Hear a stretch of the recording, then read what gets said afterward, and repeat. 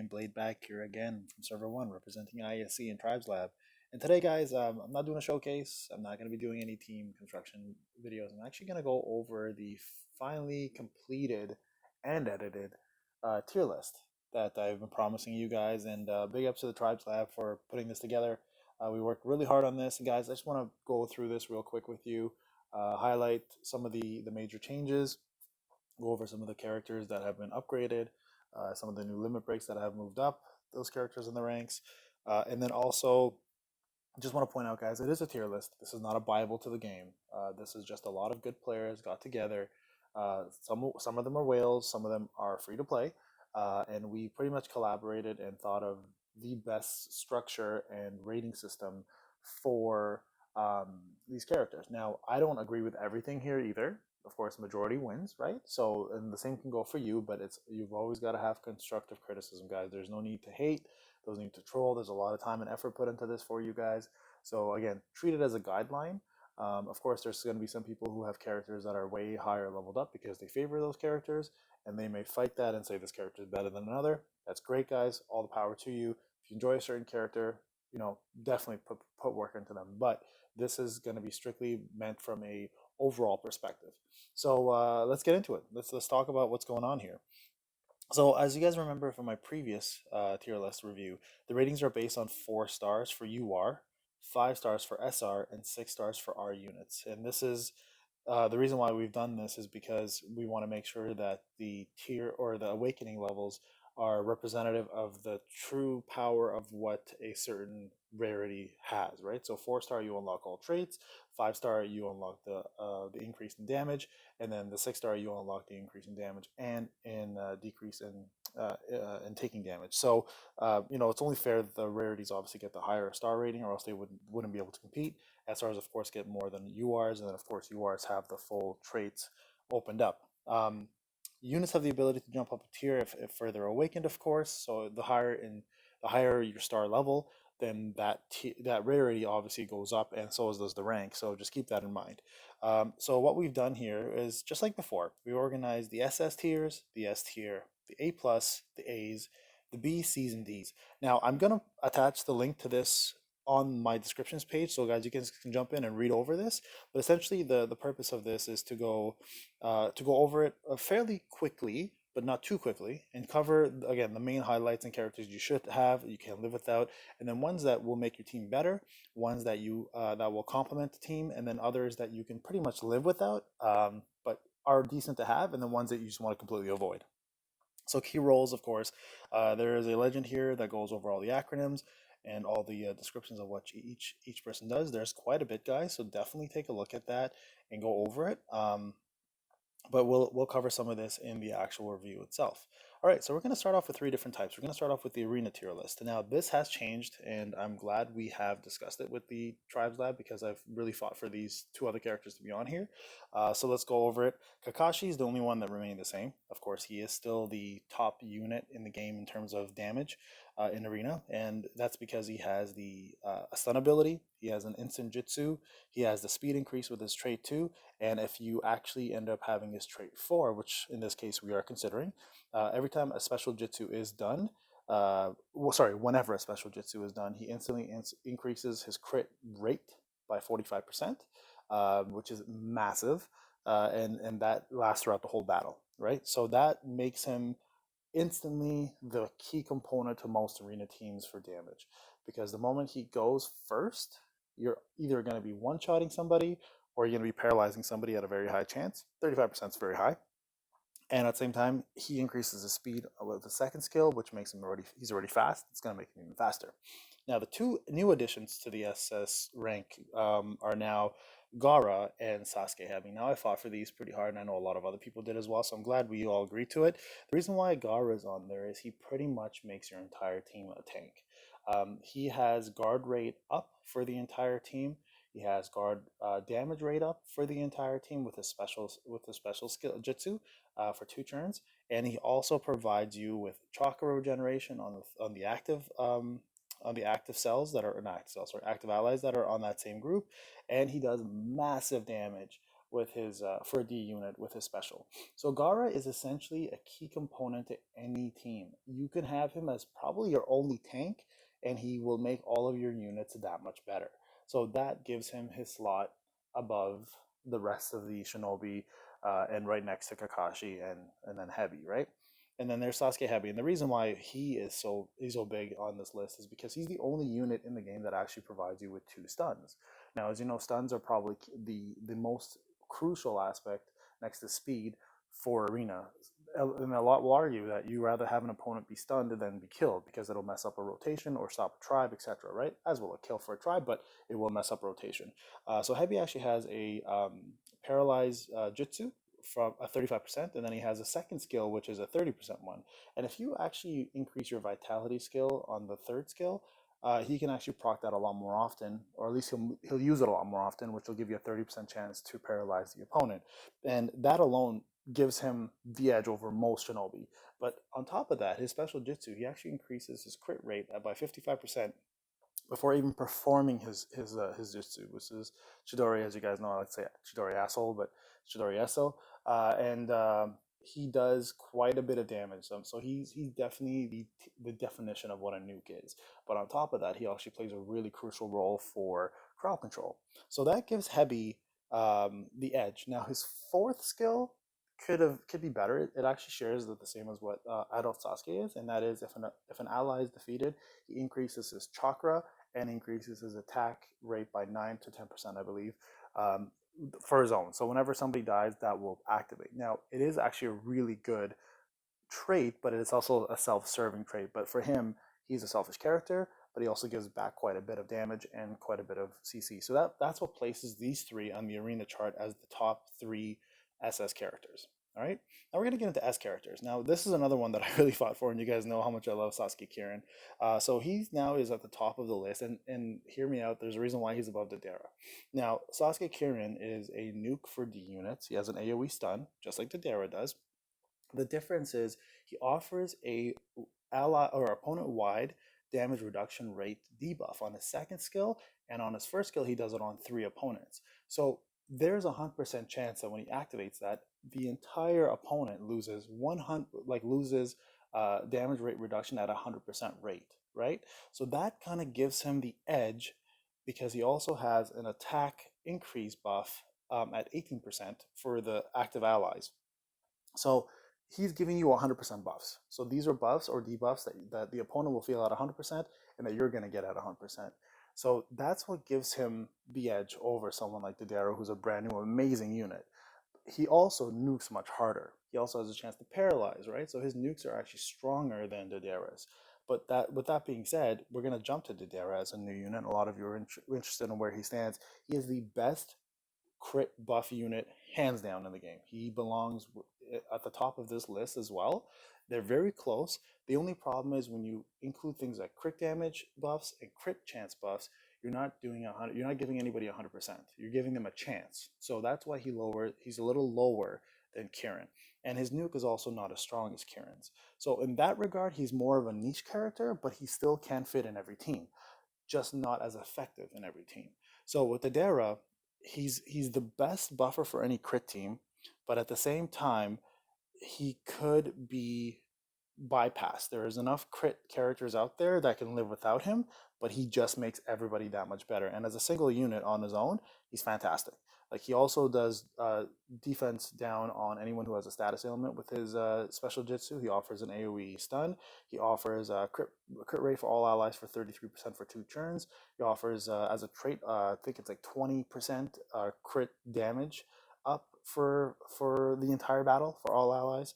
And then he does crit suppression to the enemy, so it lowers their crit chance, so lowers their crit suppression, so it means you have a higher chance of critting them. So in that regard, he gives you quite a bit, but again, just not enough to edge over Kirin for arena.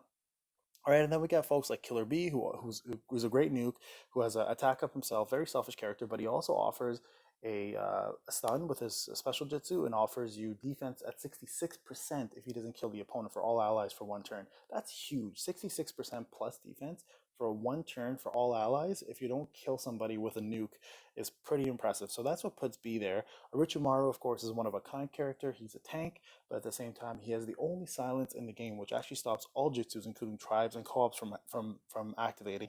And he has a has a confuse as well too, and he also has damage reduction rate support, so which is great for anyone who is a squishy person. Having him on the team will make you take more damage.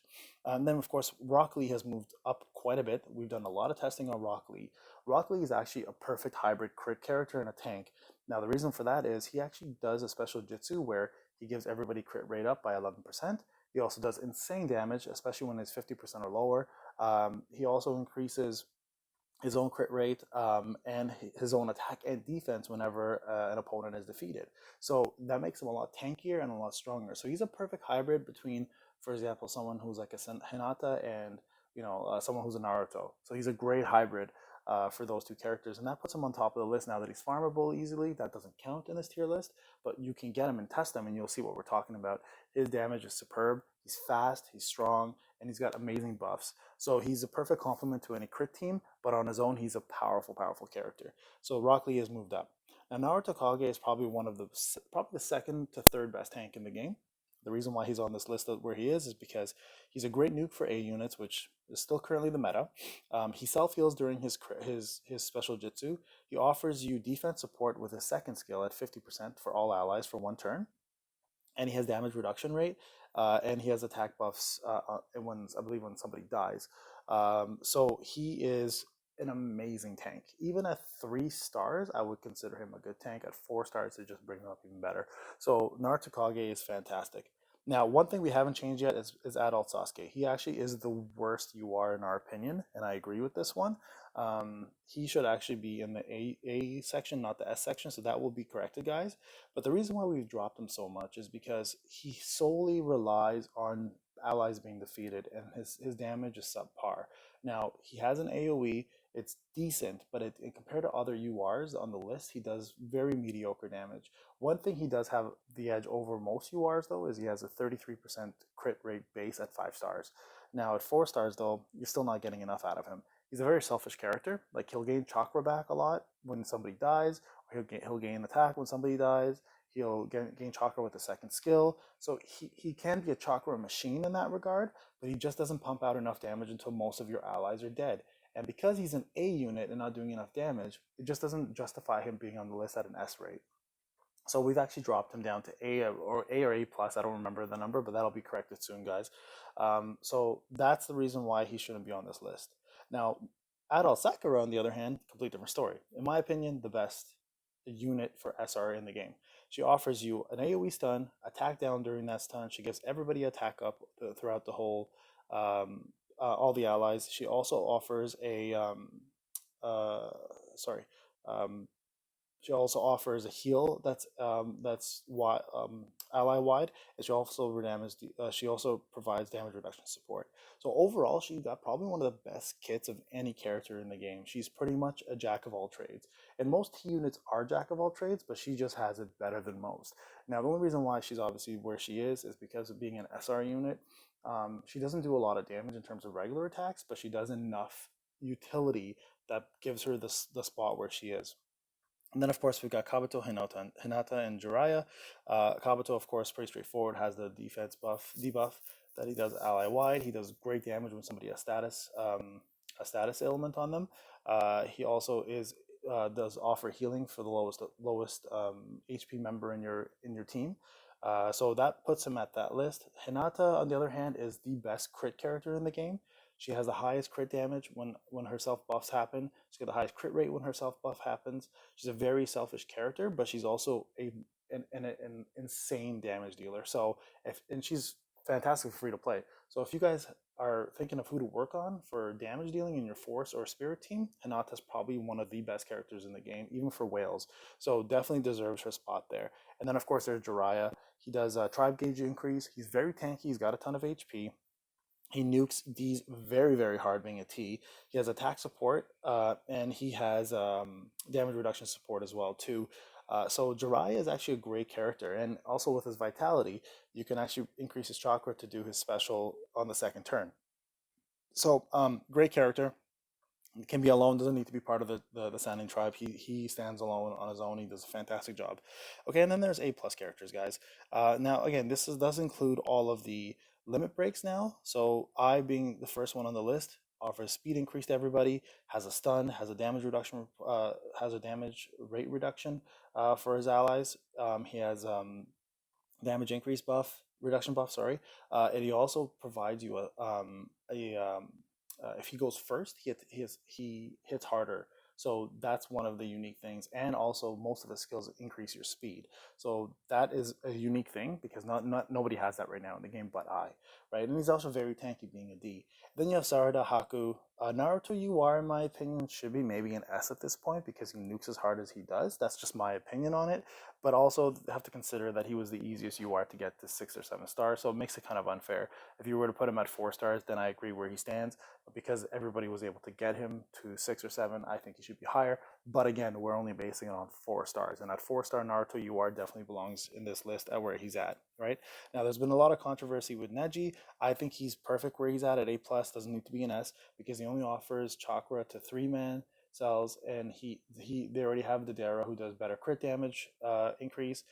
So it would be unfair to have him as an S if you already have somebody like the Dara as an S. They don't fall on the same spectrum at all in terms of what they offer. But Neji is a great character if you have a 3 man cell that requires chakra or crit damage. So definitely belongs where he is. And then of course you got Baruto, who got a new buff increase as well. Great being an A plus. He's still a great nuke. And then we've actually lowered Karen quite a bit. Karen at first looked like she was an amazing unit, so I did a lot of testing on her, and I supported her in arena. But then after doing probably a couple of weeks of testing with her, I noticed that she's actually very subpar.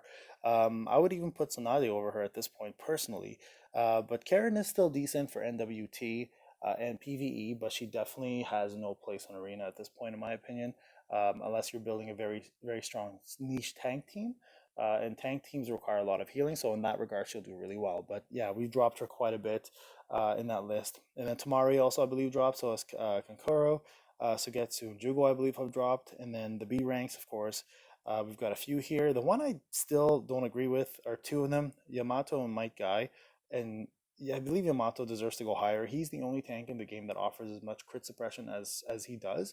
And he's actually very good at blocking crit damage coming in, and now a lot of people are building crit teams. So Yamato is probably one of the best crit damage tanks in the game, and I think he's getting a little bit of a bad rap. I think he belongs in the A section, but you know what? Again, it's a guideline, right? A lot of people don't agree, but I've used him, I love him, and I think he deserves more. Same with Mike Guy.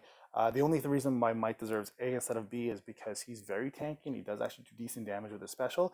The reason why he doesn't deserve anything above A though is because counter rate is extremely useless right now and doesn't offer enough damage back to the opponent as it should.